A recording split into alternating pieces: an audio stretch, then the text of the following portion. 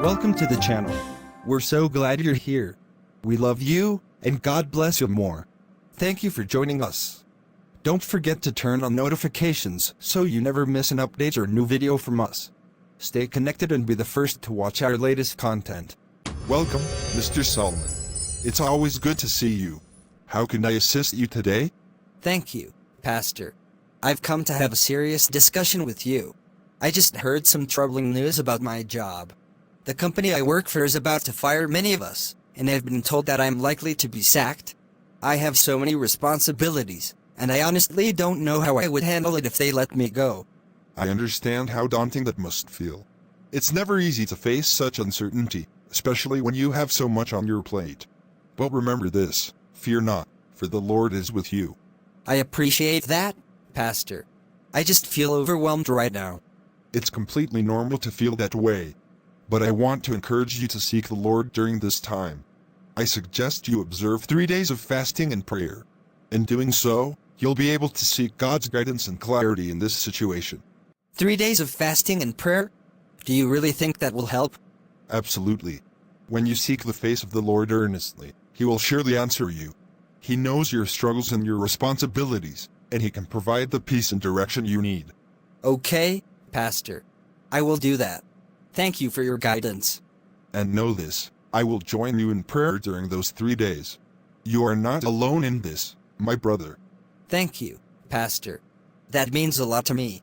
May the Lord be with you, Mr. Solomon. Trust in Him, and He will make your paths straight. Thank you, Pastor. I will hold on to that promise. I went to see the pastor today. He told me I shouldn't be afraid because the Lord is with me. That's comforting to hear. What else did he say?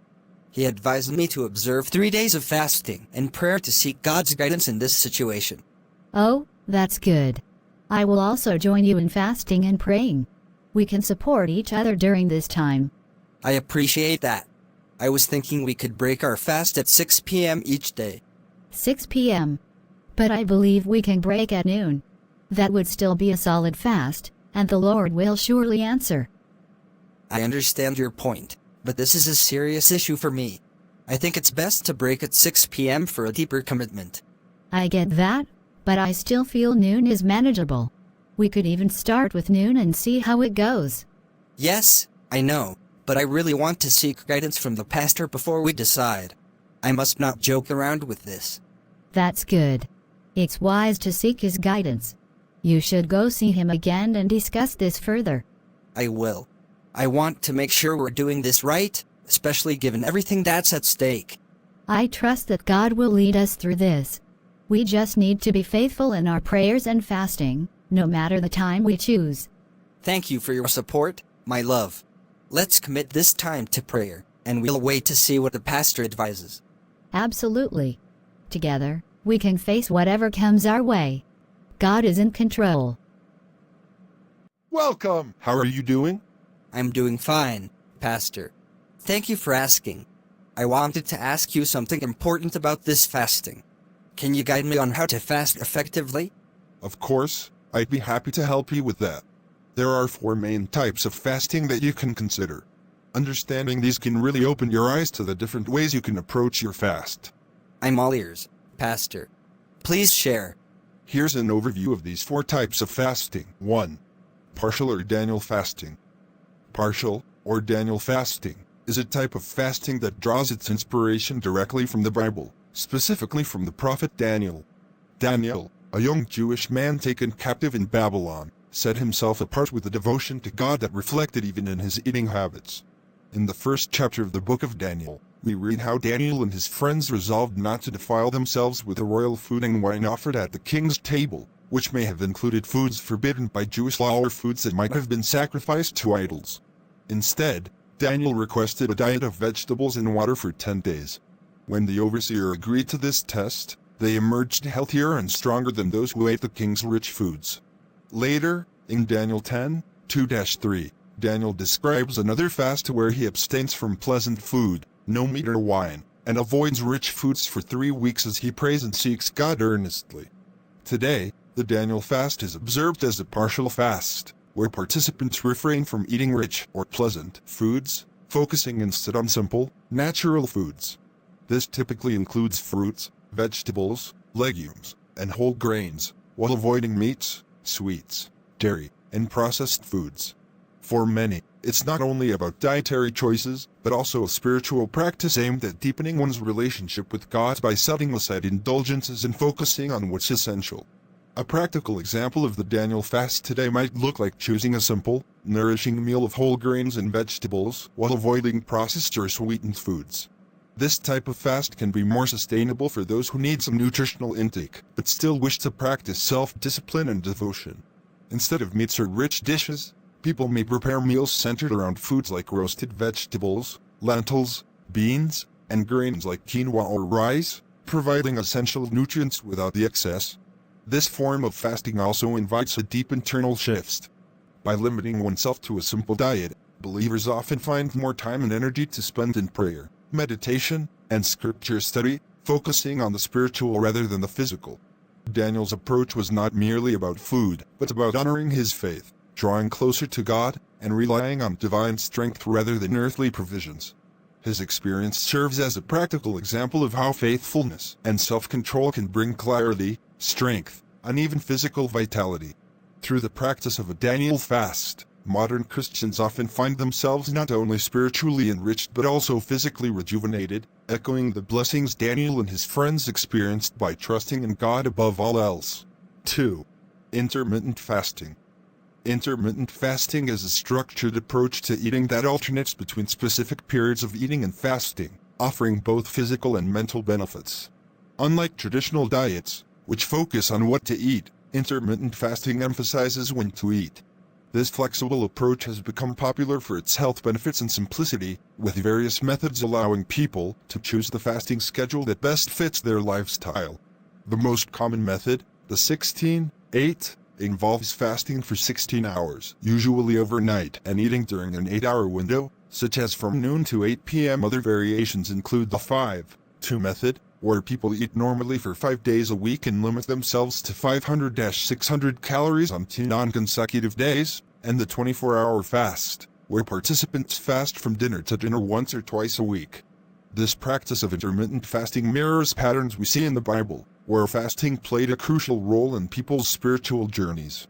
Although ancient fasting typically involved abstaining from food for entire days, similar rhythms of discipline and restraint are found throughout Scripture. For example, in Matthew 4:2, Jesus fasts for 40 days and nights in the wilderness, which prepared him for his ministry and strengthened his reliance on God. The prophetess Anna, mentioned in Luke 2:37, also practiced fasting regularly as a part of her worship and dedication. Her pattern of fasting and prayer underscores how fasting rhythms can serve as a reminder of faith and dependence on God. While intermittent fasting is more structured and may not involve full days of fasting, it echoes these principles of drawing near to God by setting aside specific periods for self-restraint and focus. Many who practice intermittent fasting today find that it promotes self-discipline and spiritual reflection, as hunger pangs can serve as reminders to pause, pray, or reflect on God's provision. By dedicating certain hours or days to fasting, believers can experience a unique opportunity to cultivate gratitude, humility, and mental clarity. The physical benefits, such as improved metabolism, increased energy, and mental sharpness, align with the biblical accounts of fasting, where people gained both physical and spiritual strength through temporary abstinence. Fasting, in all its forms, has long been recognized as a way to strengthen not only the body but also the spirit.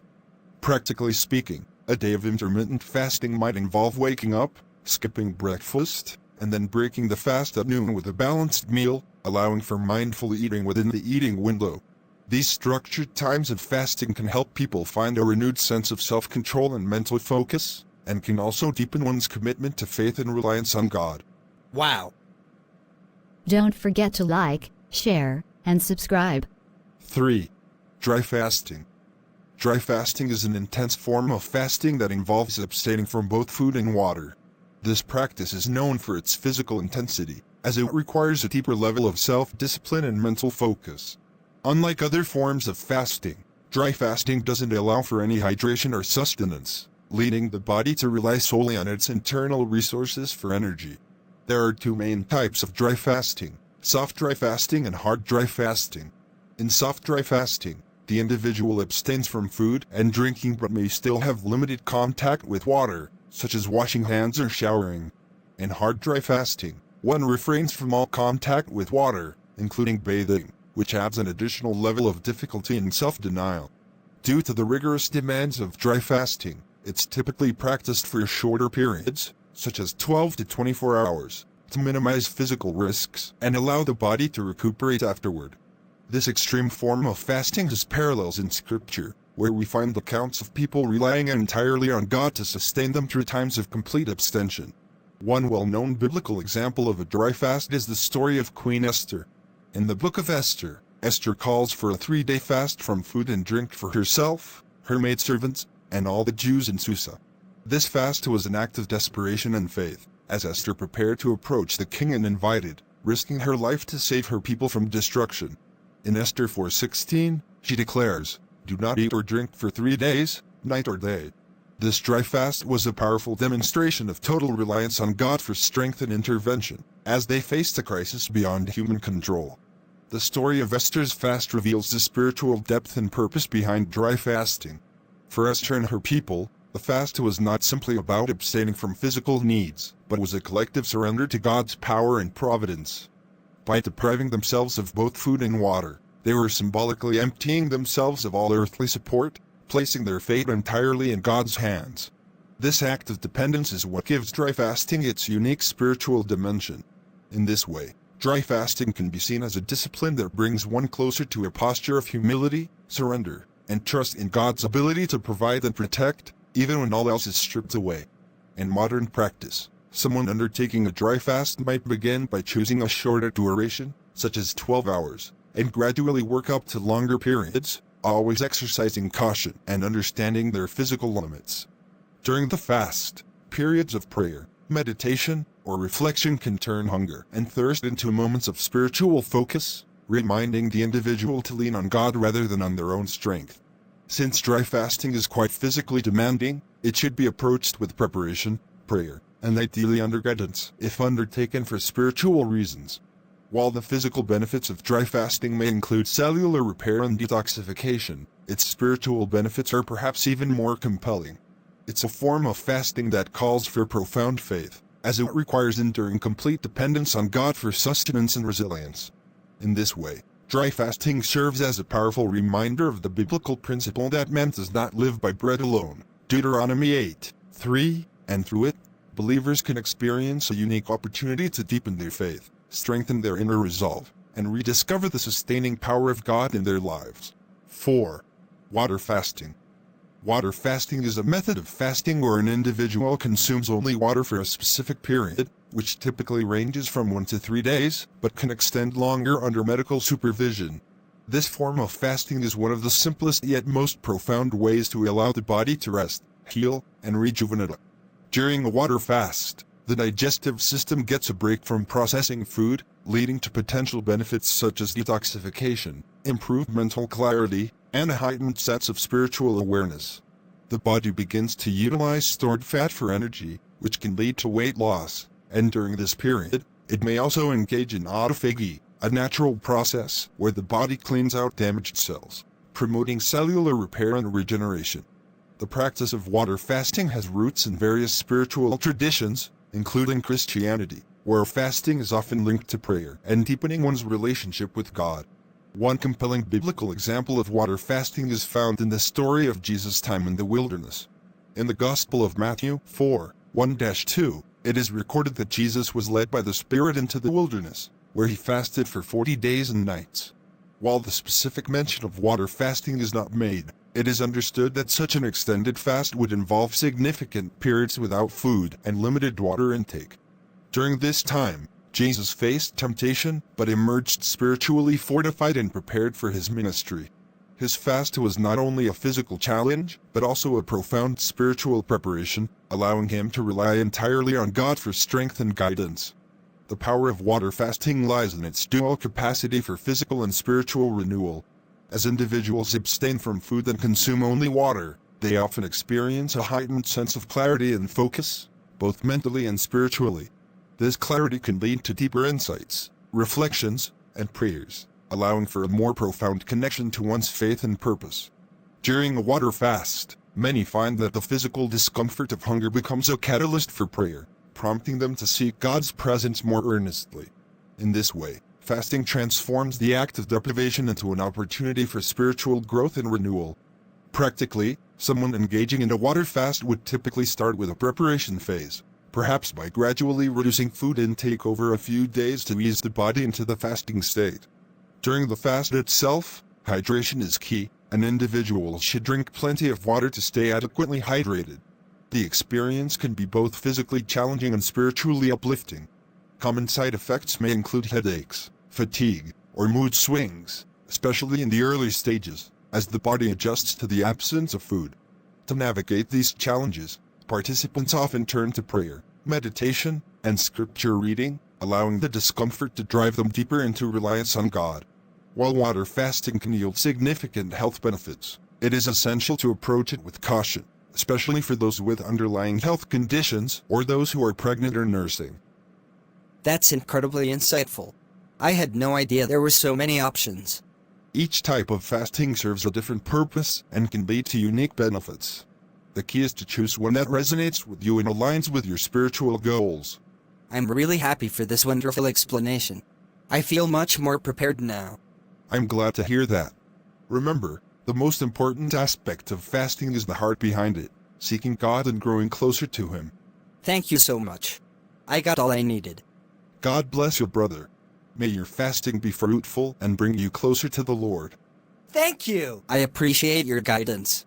Thanks for watching. Don't forget to like, share, and subscribe.